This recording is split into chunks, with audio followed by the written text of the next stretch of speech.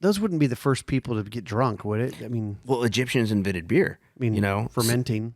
But I mean, that's where, but again, it's just like, hey, Ryan, They were probably thinking, you think this would be even better if it was cold? But like, Damn it. imagine us. We should invent something that keeps things cold. So me and you were here. We see a moldy pot of rice, and we're like, who would drink this? KJ. Let's go get KJ. That would be who we would get to go drink it. I'm Ryan Gresham, and this is Gun Talk Nation. Gun Talk Nation is brought to you by Safari Specialty Importers, Ruger, Leupold, First Person Defender, TSAS, Colt, and Black Hills Ammunition. All right, welcome into Gun Talk Nation. Today on Gun Talk Nation, it's funny. I was thinking, Jahred, we should just go like off the rails. We should talk about things that have nothing to do with guns. We'll just talk about barbecue and knives, and it's all adjacent, right? Guns are integral to just about everything I do. And sometimes it's nice to just be like, guns are cool, but you know what else is good? I have no problem with that. I mean, there's a lot of overlap. Now, what I discovered is, so you think of hunting, fishing, guns, the outdoors, this and that, but there's a lot of like verticals and niches within that like we went down, probably people don't know this. Obviously my grandfather did a bunch of fishing content and all that. We started working on producing a fishing show maybe about, 12 years ago or something. I went to ICAST, which is like the SHOT Show of fishing shows. Yeah. There's not as much overlap as you would think. It was like, I'll know 30 or 40% of the people here, right? Wrong. No. It's like no. Japanese corporations owning all these brands, and you're going like, it's amazing to me like how big the fishing industry is in that regard, and how so little of it is made domestically or here now. Yeah. And I guess with all the talk of tariffs and everything, it's like it's a big deal it's a bigger deal to the fishing industry than it is to the gun industry. The tariff thing. It's and you see all the sponsors on boats and everything like that, and all these fishing tournaments, and you're like, wow, none of these companies are owned by like someone from Connecticut or from Missouri. Like, wow. So, but I get it though, because, I think Americans in the way we treat the environment a little bit better. Like, you imagine all that rubber waste if it was just like, here, like a factory that churned out all of that. Yeah. Where would we put it? Probably in Louisiana. I'm just saying. They don't seem to care a lot about that here. It's like the armpit of the South. I mean, literally, if you look at the Gulf of America, I mean, there we are. Jahred Gamez, SDS Imports. Arms. It's SDS Arms now. Shoot, I screwed up already. Jeez, We've grown up. Amateur hour. SDS Arms. You guys bring in Mac, Tokarev, TSAS, Inglis. I'm missing one. You almost got it. Spandau Arms. Spandau is our hunting shotguns. Yeah, so you almost had it. Yeah. 6 brands? 5, 6? Well, 5. If you if you treat SDS as kind of like the parent, wrapping his arms around his little children under the umbrella of SDS Arms, the corporate umbrella. So yeah, we do have those 5 brands, and we've come a long way in the last couple of years. I think every year when me running our social media, I'm like, it can't keep growing at the rate it does, but it does. Every month, it's like more and more people. I have this weird thought. Still finding out about us. Oh yeah, well it's like a cult following, because people, when they find something they like that they feel like not everybody knows about, they want to tell people. Like if you bought an F-150 and you really liked an F-150, it wouldn't be like news to be like, dude, I've just found this truck that is it's just great. It's called a Ford F-150. They'd be like, yeah, we know. But if you went and bought a Rivian? I'm not a car guy. Rivian, yeah, or something like that. Yeah. You'd be like, let me tell you all about the Rivian. It's like, yeah, the things that are kind of off the beaten path. We do that with our restaurants that we like. You find a great restaurant and you go tell 10 people, and then your restaurant's always too busy. So there's some of it where I think some people are like, TSAS is great, but they I think they were like, they keep it in small circles because they don't want everyone to know about. They don't want us to drive the market up, and demand for us is really up. So we do have some backlogs right now. Yeah. But I just feel like people buy one of our guns, and the one thing I find out about people that buy our guns is they buy more than one. Well, you can. They're affordable. Guys are always like, I have 6, I have 4, I have 3, and I'm like, thank you. Like, it's like really cool to see people collecting them. I guess and treating it more. And like because you have such a wide variety of types of products, right? You've got I don't even how to. You got polymer pistols. You got 1911s, double stack 1911s. Yeah. You have regular 1911s. You've got semi-auto shotguns, pump shotguns. You've got over and under shotguns. You got camo shotguns. Some look super futuristic. Some are throwback models that are, we're bringing back like the MUSOC 1911, an obscure 1911 that Marines used for 5 or 6 years, and we're like, let's reissue it because collectors want it. So I do like that we get people that are, I don't want to use the word FUD, but people are like, I like these old vintage FUD guns. Sure. And the next people are like, I want it to have sharp, jagged edges and just machine everything you can off the gun to make it look cool. So we have that wide gamut of customers, and it's fun.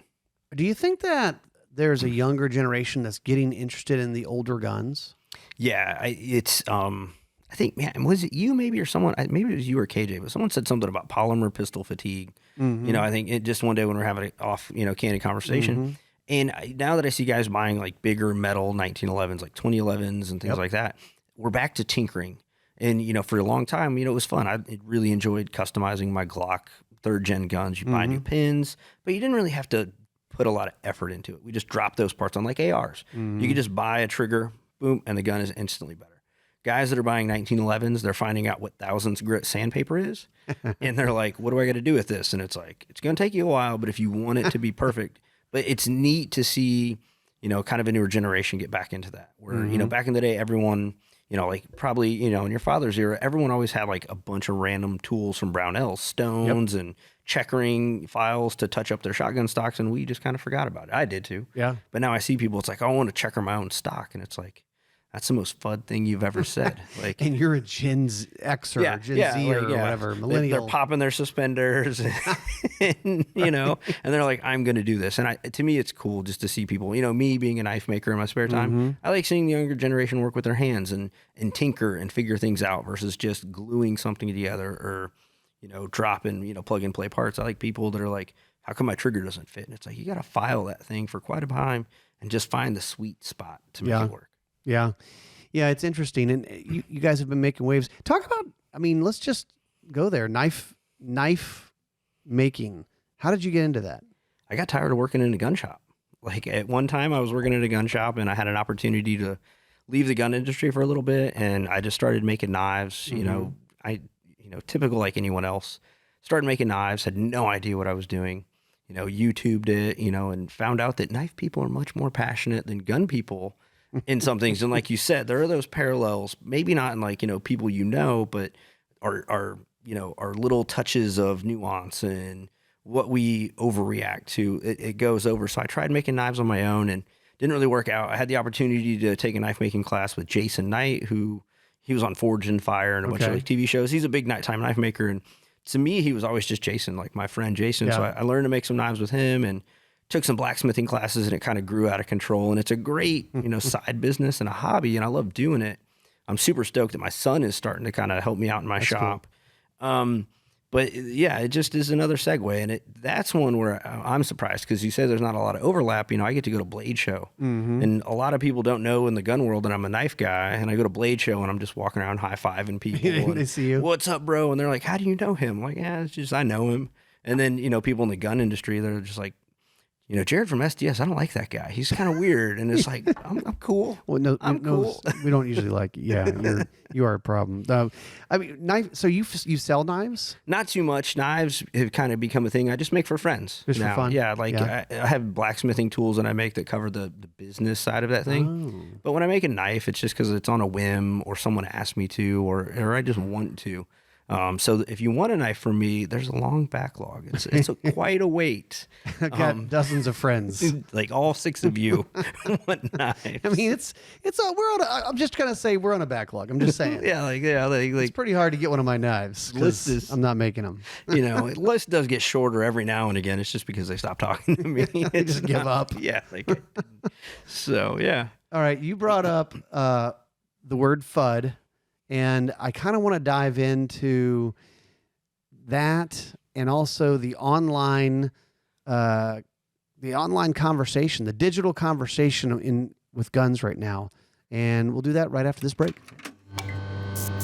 Black Hills Honey Badger ammo is a solid copper, non-deforming, non-fragmenting projectile with wide, sharp flutes, ballistic broadheads that cut through barriers that cause hollow points to fail, at least sometimes. An overall increase in depth and width of wound cavities. In that moment when you need the best to defend your family's life or your own, you'll appreciate a certain quality the Honey Badger possesses for the least complicated reason in the world. Well, it works. Big news from First Person Defender. There's a new season launching, season 14.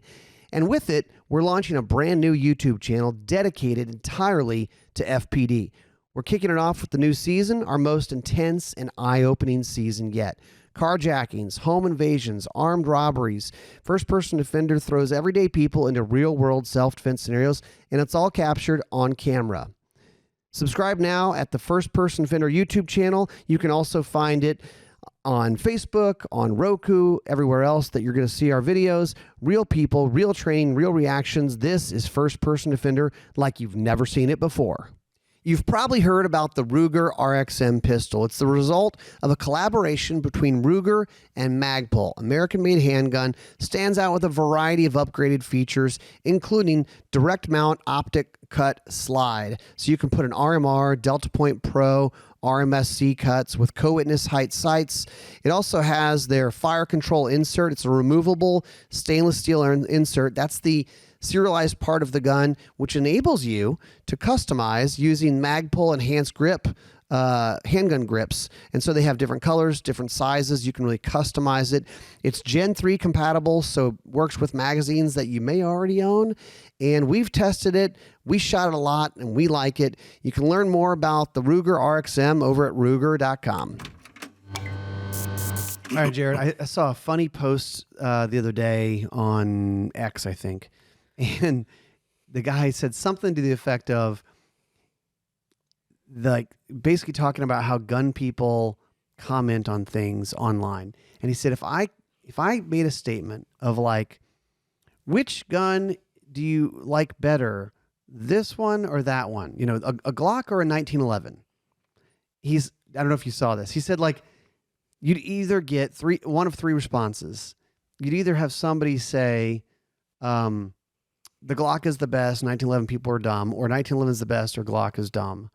Or it would be some version of, you're an idiot, neither of those guns are good, just go buy this, or just keep your poor guns away from me, you know, why don't you buy a real $3,000 gun? Why is the digital gun world this way?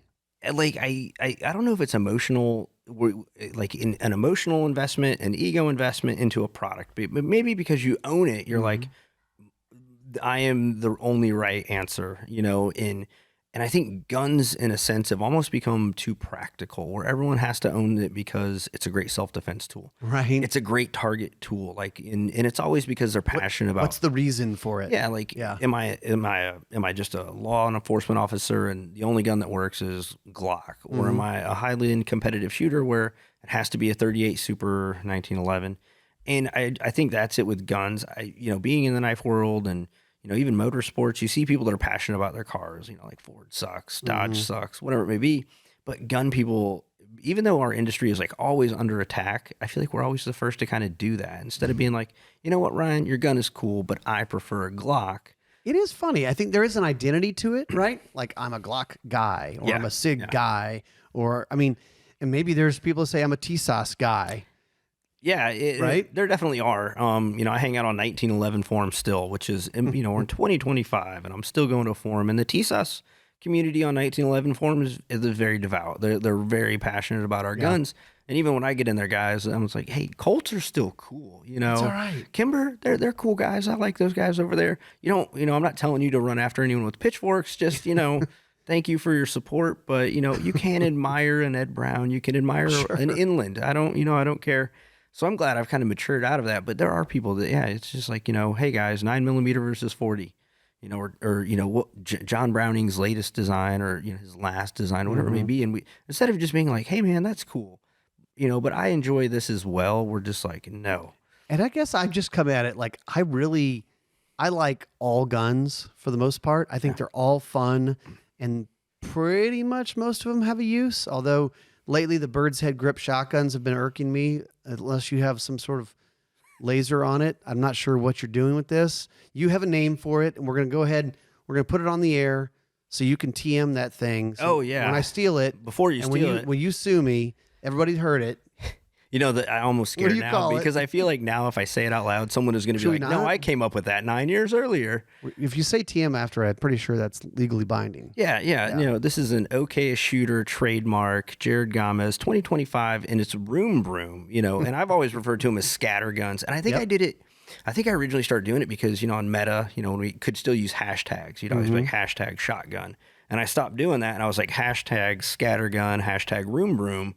And a lot of people were like, what is a room broom? And then that aha moment goes off, and it's like, oh. It's great. And so, it's great. Room broom. Shoddy. The old shoddy. Yeah, the old shotgun. The old, rack you don't have to shoot it. You just rack it. Yeah, you just rack it. You just fire 2 rounds into the air. Yeah. So in my case, it's the room broom. You just Biden, right? You slap the dustpan against the stock, and people know you're coming to do business. I'm pretty sure we had a design for a T-shirt, and I don't remember I think we did it.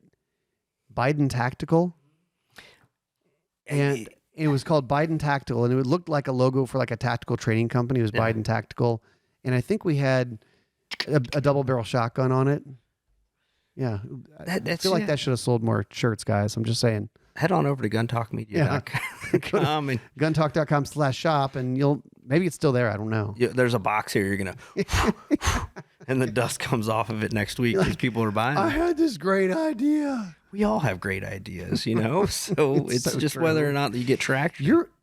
I meant to call you out on this earlier because I'm one as well. Are you a domain squatter?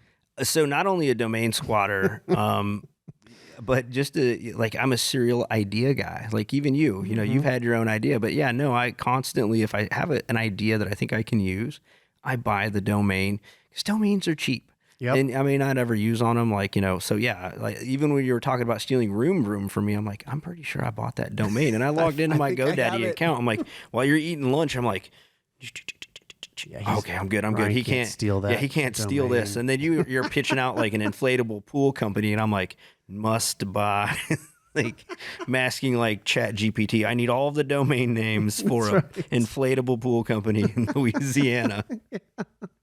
And then I'm like, no, I'm not spending $400 to put you out of business. Buy all this up. I'm not going to spend $400. My dad started it, and then I continued it. I mean, I think at some point, oh gosh, we were at maybe 200 or 300 domains we were paying for, which is stupid.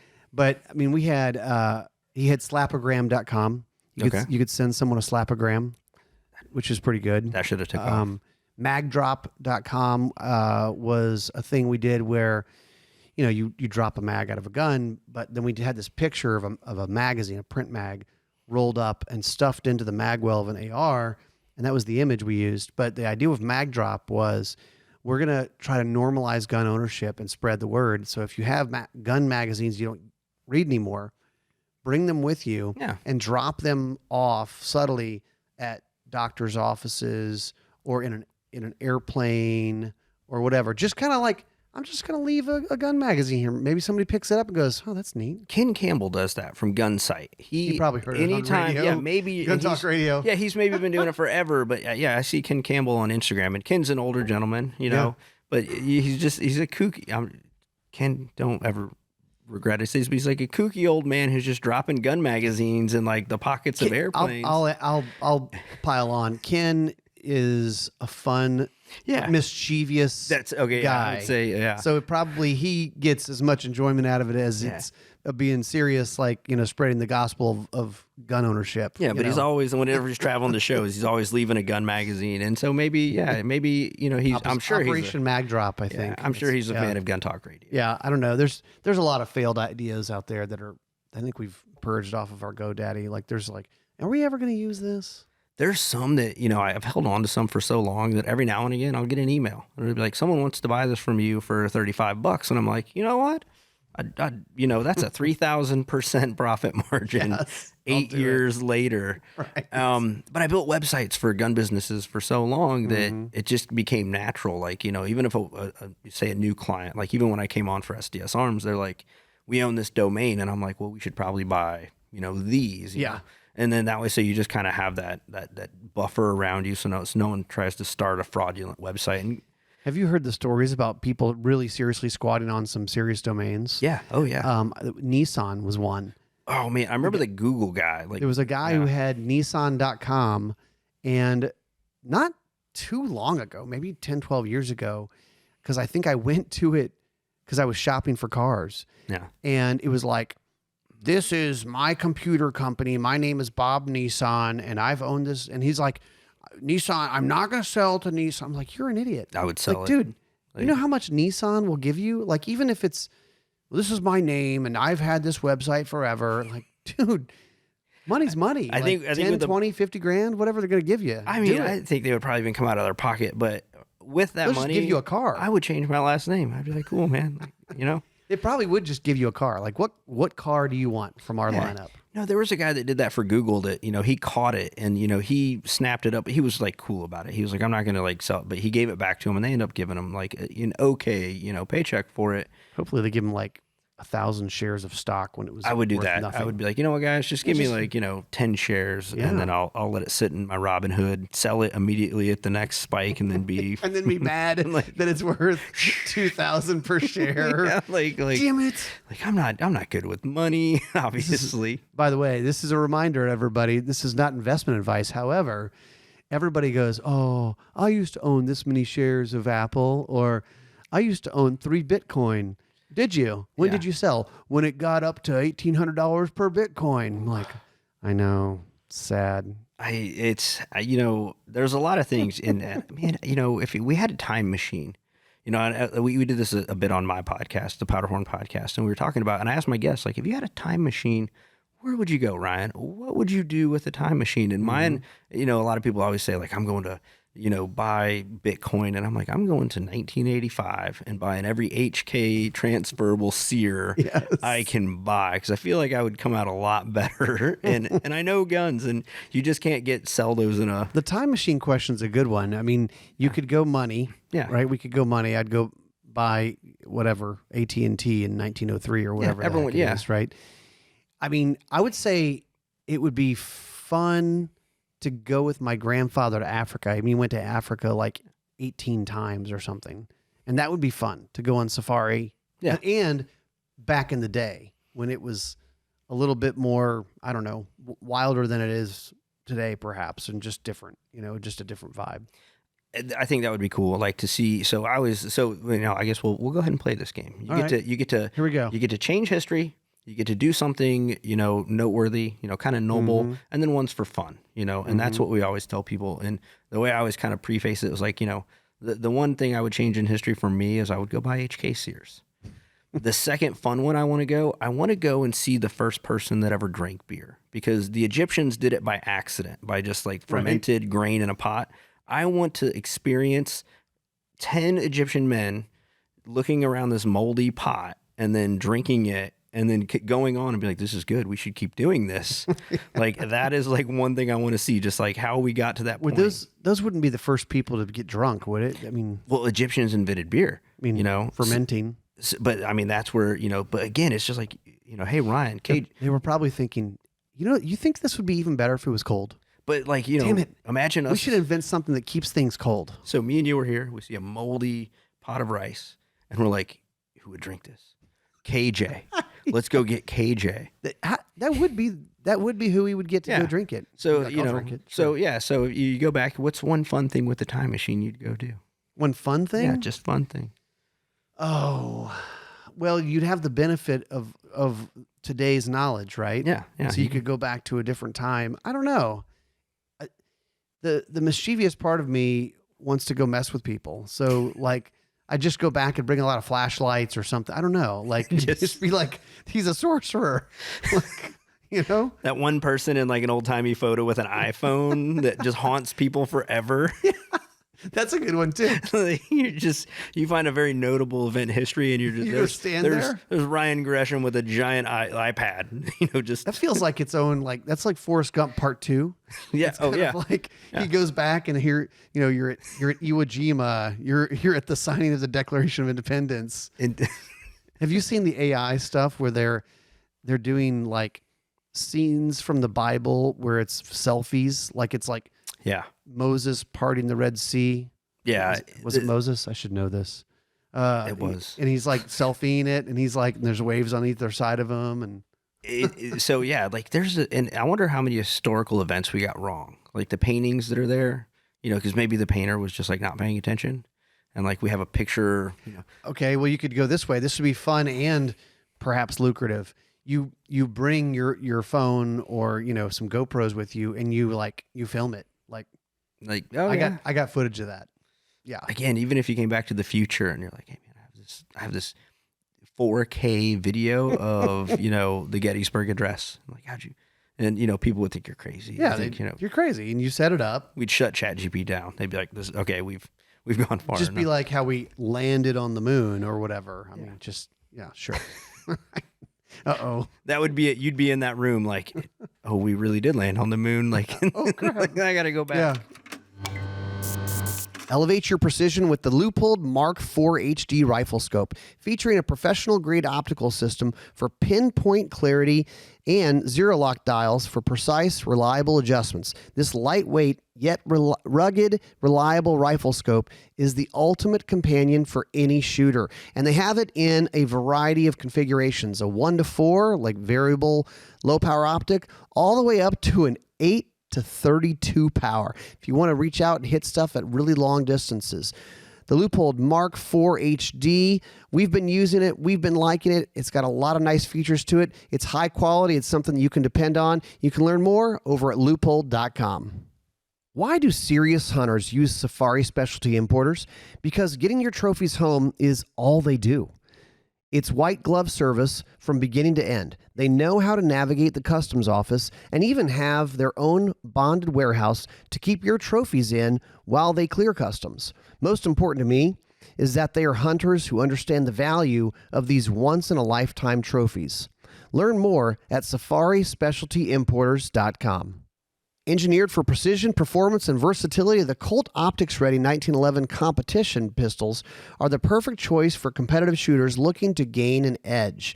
We're talking about 1911s in either 9mm or 45, and they're cut for optics. I mean, that's like cheating. You get a red dot on top of a Colt 1911. They're versatile. They're great with an optics plate system. Seamless experience for those who want to take their shooting game to the next level. You can learn more over at Colt.com.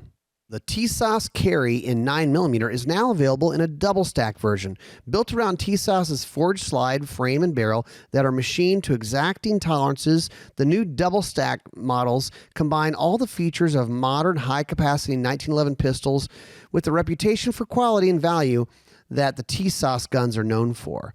They also have a polymer grip module with 25 line prints checkering on the front and rear and molded texture. So very cool guns at a great price. You can learn more over at TSOSUSA.com. It is wild how all this weird stuff that we didn't know about feels like it's coming out now. Like the JFK thing. We're like, yeah. History tells a story, I guess, it wants to tell based on who recorded it. And I think that's a lot of it. And there's just things that, I don't know. What's in Area 51 really? Do you want to know? I don't really care. You don't? I don't know. I don't care. Like, I got my stuff. It's just, how's it going to affect me? Like, I don't know. I don't get worked up about a lot of that stuff because it's like, it would be fun to know, I guess. But the whole, look, you're entering into territory I know nothing about, except I'll have an opinion about it. Sure. You know how big the universe is and how many universes there are? It's massive. Yeah, it's massive. To think that there's not other life out there is kind of wild. I actually took not astronomy course in college, and I actually got an A in that thing, which is, you guys don't understand. That's amazing. But the very last, it was a lot of math and a lot of astronomy stuff, figure the speed of light and figuring out distance of stars and all that stuff. The very last day of class, we're like reviewing for the final, and he's like, well, all right, well, this is the day that I'll talk about it. Let's talk about if there might be other life out there. And like from a scientist guy perspective. Yeah. And he says, our version of understanding life starts from water. Yeah. You have to have water to have life. Carbon and water. Yeah. And they have started finding water on other planets. So, It's impossible to me. You at the beginning, you're like, let's go off the rails. Now we've gone off the rails, but it's official. But it's impossible for me to not think that because, there's rocks on other planet. There's clouds on other planet. There's, we see the storm that circling Jupiter for, as long as we've been able to look at it for telescope. So we know that our atmospheric conditions exist out there. My goal is that maybe we've made enough like Independence Day movies and the day the Earth stood still, that if aliens ever did show up, we know how to act appropriately. Like we don't run to the top of a building in Times Square. Don't do that. Like maybe, so I'm just hoping that maybe we've educated ourselves enough that if it does happen, we're about to bring this. We'll act appropriately. Know what to do. We're going to bring this back full circle though, because my thing is like, why do they always think that the aliens are coming here to go kick ass and like be aggressive and fight? Like, so, but they could be coming down and just, they're wearing like overalls and like, hey, do you know where any baloney is or something? Like, have you seen the blue planet? We're looking for the blue planet. Yeah. No, this is the blue and green one. All right, back in the ship. Okay, never mind. And they back in the ship and they fly off and you're like. So bringing it full circle, you guys make a lot of guns. Oh yeah. I forgot about that. We do. Which one would be best for alien defense? I don't know. I would want a lot of ammo. I feel like I would want a lot of ammo. More ammo. Yeah, I would. So, any of them, definitely a room broom. I would definitely pick a shotgun with some real heavy slugs. The TT-12 Pro is one that we shot today. You have it's a mag-fed 12 gauge. Yeah. And you can get up to a 19-round magazine. Yeah, 19. That'll leave you one slug in the box, which would kind of irritate me too, because I'd look at my box of ammo and I'd be like, why didn't we make a 25-round mag? 20, I know. 20 rounds of 12 gauge. That'll do a lot of work. Yeah, unless the aliens are like 250 feet tall, I think we'd be in good shape. And knowing my luck, I would. Or what get if that. they're ants? What if they're really, really small? And so that's what I think it would be. They would be very, we think they're going to be these gray people, and it's like, no, they're just giant ants. Yes, they're going to be all our size, and they're also going to have arms and legs and eyes. And it's like, really? There was like a Futurama episode back in the day where it was like there were chicken nuggets on a planet and humans were eating them, and they're like, no, they were the aliens' breeding colony, and they're like, what happened to all of our babies? And like one of the characters is eating, like a chicken nugget. So hopefully they're not like giant ants, and they're like, where are our ant babies at? Yeah. And there's Ryan with a can of Raid. You know what? That's probably true. They weren't aggressive, but we probably caused them to be aggressive. We probably did something stupid. What about another one that we were playing with today that I really like? Well, you're known for your Mac 5. Yeah. Which is, I don't know if you say it, but I'm going to say it. It's an MP5 style gun. I think MP5s have been around enough. They're, maybe they're not in the general domain like Mickey Mouse is now, or old Disney characters. But I think there's enough companies that have made variants of them over the years that we can say that. Okay, and then you've got the Mac. I want to call it the Mac 9, but Mac IX. Yeah, Mac IX, which is kind of our direct blowback, entry into that, 9mm pistol. It's really kind of meant to be more of a pistol caliber carbine. It's a 9mm AR pistol. Yeah, it looks pretty. Yeah, it looks pretty similar. The cool thing about it though is it's fed from MP5 mags or Mac 5 mags. So I think one of the cool things that we've done is we haven't introduced proprietary magazines with new guns. Thank you. And Scorpion, the CZ Scorpion was super cool. And I like to see a lot of companies that have adopted that magazine. So when we looked at it, we're like, are we going to go Scorpion mags? But because we had the Mac 5, we were like, let's build it around the MP5 magazine, because then, whether you want roller delayed with your Mac 5 or you want direct blowback, you can have, the Mac IX, but, threaded barrel, 3-lug adapter. And there's a lot of cool accessories that work better for like that AR style pistol caliber carbine. Yeah. And we wanted to give people an option that, like, I love what the guys at Midwest Industries are doing with all their triangle folders and things like that. So I think it complements the product versus just dropping a brand new platform that uses proprietary mags and things like that. And I think the price point on it is like, $750. So I think it's going to be a really cool entry into that game. And if you own a Mac 5 or an MP5, you don't have to buy new mags. Yeah. And it has the tri-lug. Yeah. Yeah. Which is cool. I think you guys put a Banish 9K on it, and that's a sorcery can. 3D printing, that can is super small and light, but you could direct thread that Banish on there, or if you had a gun or a suppressor that had a 3-lug, it's going to drop right on there. So it's a feature-packed gun that you can build off. And I said it when we were talking about it, like tax stamps to turn them into short barrel rifles, and even with like, some of the legislation that's kind of floating around, turn it into a short barrel rifle or put a pistol brace on it, and it's going to be a really fun gun. Yeah. Yeah, absolutely. Yeah, that was one of the ones today that kind of stood out to me that just was so fun. Okay. You guys, bring in, I don't know if all the guns are from Turkey or most of them are from Turkey. Yeah, right now all of our manufacturing partners are in Turkey. We're constantly kind of looking around, and that's where I think we changed, the name change to SDS Arms came about, because we do import a lot of stuff, but we're looking for new manufacturers in different markets constantly to try and put our spin on their products, because when you import something, sometimes that just means you're buying something that a company makes. Right. Where we like to rather kind of collaborate with that manufacturer and say, hey, let's do this. Like, let's do that. Let's change this so it is more palatable to U.S. shooters. The Mac IX is a perfect example of that. We looked at a magazine that was readily available, and we built the gun around it versus being like, oh, you make a really cool pistol caliber, gun, and then it's got a new magazine or it's got a bunch of parts that, aren't. So this one, we're like, how about we like your gun, but can we do it with the MP5 mag? And they're like, yeah, we could do that. And this is what we want. This is what we think U.S. shooters want. Yeah. Yeah. Okay. As we get ready to land this plane, I want to ask you, when someone says Turkish guns, why Turkish guns? What should I know about them?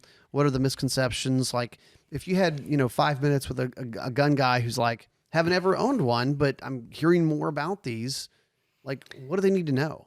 I'll even kind of put it in like broader, like the global firearms manufacturing space is massive. There are really big companies out there. And I think even when you just talk specifically about Turkey, and people are like TSAS, and I'll even say Canik and SAR, who are our competitors.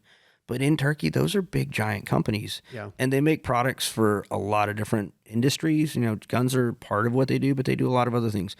If consumers really want to see how big the international firearms industry is and the kind of companies that are behind it, here we're like TSAS.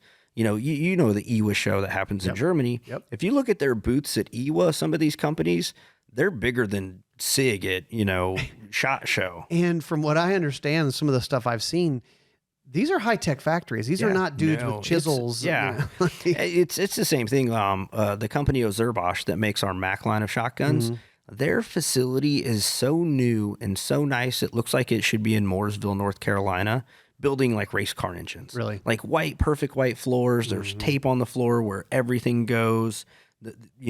All sorts of 4-axis, 5-axis machines everywhere. Little QC, I like going, like, I haven't been there, but I want to go there because I just want to play with all the gauges. Yeah. Like, what's this one? What's the, and just play with the guns.